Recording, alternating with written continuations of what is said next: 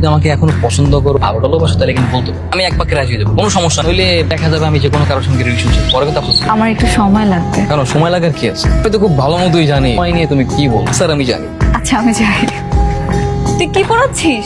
সাগরের দেওয়া সব গিফটস আর মেমোরিজ। গুলো করে তুই না হয় ওর মেমোরিজ গুলো পুড়িয়ে ফেলছি, কিন্তু তুই কি ওকে মন থেকে মুছে ফেলতে পারবি? অবশ্যই পারবো, যদি নাই পারতাম তাহলে কি আর ওগুলো পড়তে পারতাম? আজকে তো একটা ঘটনা ঘটেছে রে। কি সাগর আমাকে প্রপোজ করেছে। সিরিয়াসলি?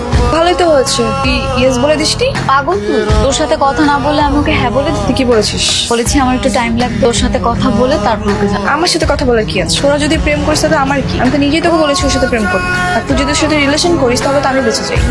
ও যদি আমাকে প্যাচ আপ করার জন্য বিরক্ত কর, এটা আমার জন্য বিরক্ত কর না? তার চেয়ে ভালো তুই ওর সাথে প্রেম কর, চুটিয়ে প্রেম কর, তাহলে আর ও আমাকে বিরক্ত করতে পারবে। এই জায়গাটা আমার খুব প্রিয়, রেস্টুরেন্টের স্পেশাল ক্যাপুচিনো। আমি আর নদী এই রেস্টুরেন্টে প্রায় আসি, এই রেস্টুরেন্টে এসে ঠিক এই টেবিলটাতেই